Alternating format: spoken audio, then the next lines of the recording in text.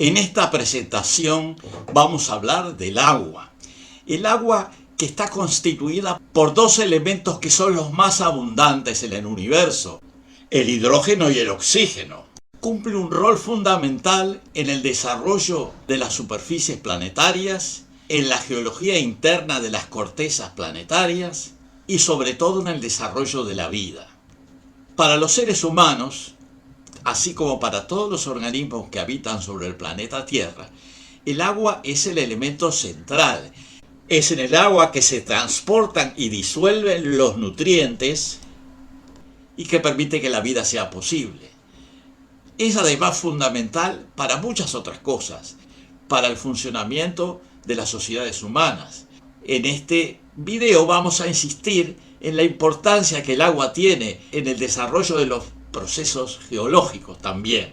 Trataremos de sintetizar esta enorme complejidad del concepto del agua y sus múltiples implicaciones a partir de este video que presentamos a continuación.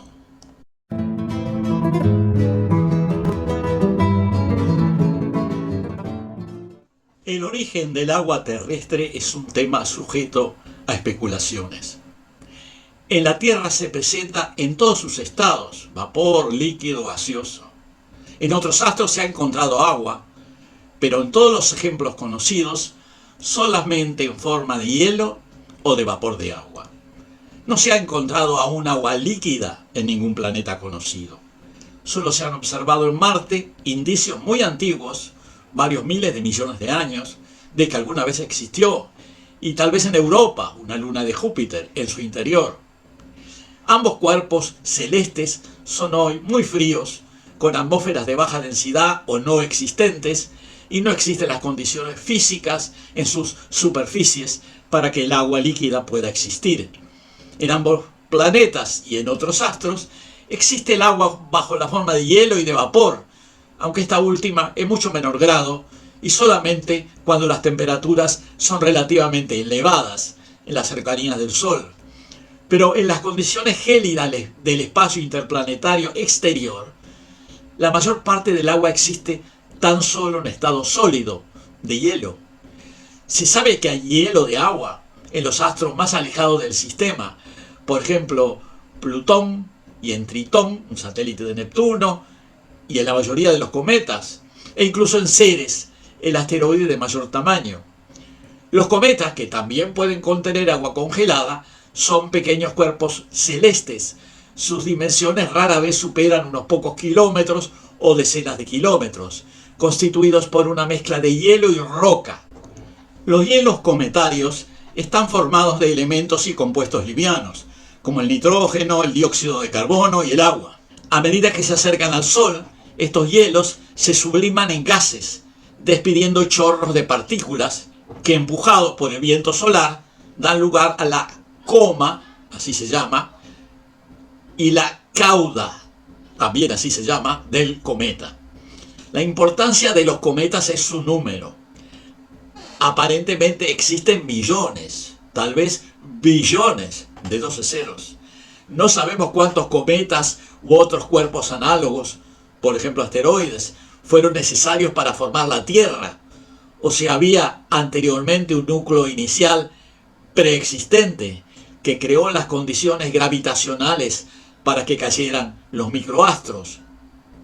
Sí sabemos que hubo un bombardeo prolongado e intenso durante largo tiempo, que se expresa claramente en los cráteres visibles sobre la superficie de la Luna, en Mercurio y otros astros del sistema. Los astrónomos llaman gardening a ese proceso. En la Tierra, las cicatrices de ese bombardeo desaparecieron debido a la acción de los agentes atmosféricos. De todas maneras, los aportes traídos por los billones de cometas, asteroides y meteoritos se fueron incorporando a la masa terrestre y construyendo el planeta. Ellos traían considerables volúmenes de nitrógeno, dióxido de carbono y agua. El dióxido de carbono se liberó bajo forma gaseosa y constituyó por mucho tiempo la base principal de la atmósfera terrestre. Más tarde fue removido por los organismos vivos y sepultado en los sedimentos bajo la forma de carbonatos, carbones e hidrocarburos. El nitrógeno también se incorporó a la atmósfera, representando el segundo gas en volumen de la misma.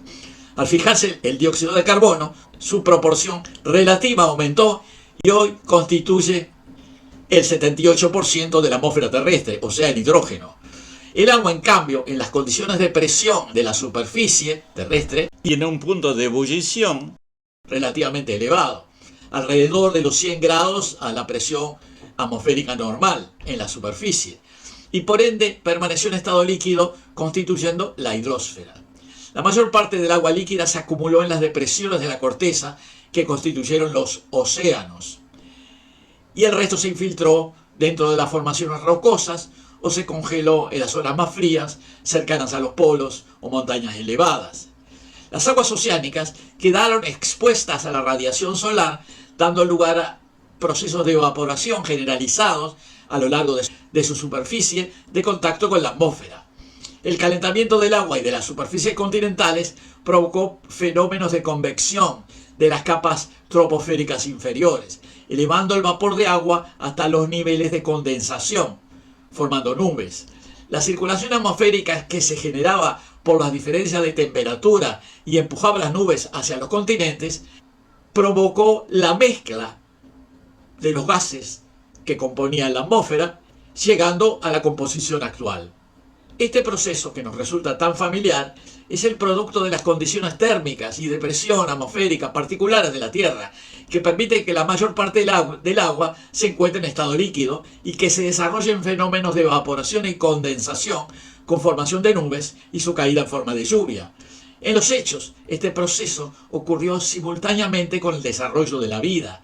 Al principio los mares fueron colonizados por innumerables organismos. Más tarde, la vida se extendió a los cuerpos de agua continentales y finalmente al resto de los ambientes subaéreos. El ciclo del agua fue y aún es influenciado por la vida. Los organismos modifican las propiedades físico-químicas de las aguas donde viven. No hay parámetro hidrológico que no se vea modificado por la presencia de seres vivos en el agua. El albedo, que es la reflectividad, la tensión superficial, la viscosidad, la turbidez, los tenores en sales y gases disueltos, la composición química, etc. Debido a la complejidad del proceso, es muy difícil reconstruir la evolución planetaria y en particular los cambios a nivel de la hidrosfera. El registro geológico nos presenta una información fragmentaria. Las dimensiones y formas de los océanos cambiaron. Hubieron épocas en que parte del agua permaneció congelada en las zonas más frías, épocas glaciares, descendiendo el nivel y extensión de los océanos, y otras en que todo el hielo se fundió, subiendo el mar a sus niveles máximos. La forma de los continentes, y por ende de las cubetas oceánicas, también varió. Algunos continentes se dividieron, los fragmentos así formados migraron lentamente, y en algunos casos se fusionaron con otros fragmentos, formando nuevas masas continentales de contornos diferentes. Concomitantemente cambiaron de forma los océanos. Algunas depresiones oceánicas, como el Océano Atlántico, se formaron en tiempos geológicos relativamente recientes. Otros son mucho más antiguos, como el Océano Pacífico, cuya época de formación se desconoce. Durante los miles de millones de años transcurridos, las aguas oceánicas recibieron enormes volúmenes de sales hasta estabilizarse en la composición actual, de 35 por mil aproximadamente. Parte de estas sales fueron inmovilizadas y sepultadas en el fondo del mar por mucho tiempo. Algunas reaparecieron en las nuevas montañas formadas en las márgenes orogenéticas de los continentes. También desde el principio, las aguas subterráneas estuvieron expuestas a las fuentes de calor interiores del planeta. Estas últimas, cuyo origen puede haber sido radioactivo, pero también está relacionado con los cambios de fase minerales en el interior de la corteza, fueron un factor principal en la dinámica terrestre.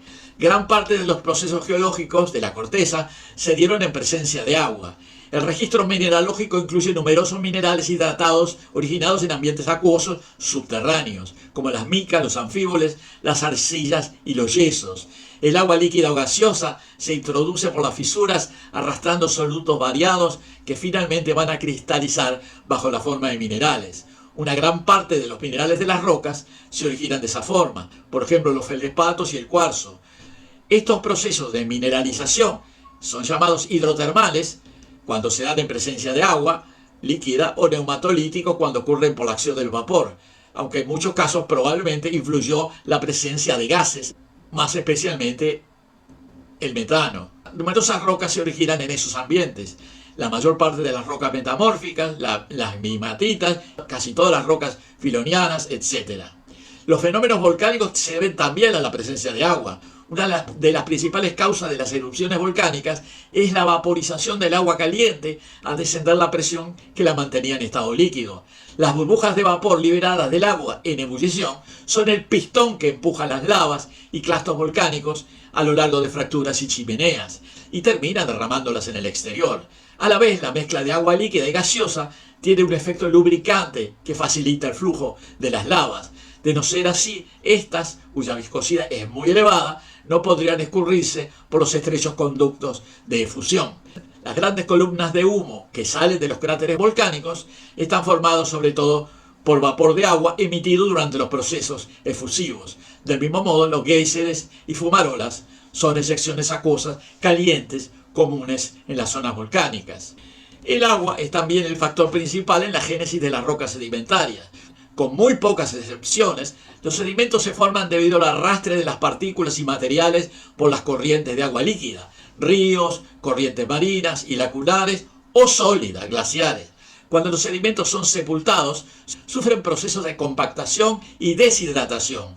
Parte del agua, sometida a condiciones de elevadas presiones y temperatura, migra fuera de los sedimentos, reduciendo el contenido hídrico de los mismos. A pesar de ello, el material sedimentario retiene un contenido importante de agua, parte del cual puede incorporarse a los nuevos minerales que se forman durante los procesos llamados diagenéticos, o sea, de consolidación y maduración. Como se ve, el agua juega un rol fundamental en la dinámica de la corteza terrestre y en la formación de las rocas. No solo es el agua el factor central en el ciclo hidrológico, sino también lo es en el ciclo petrogenético.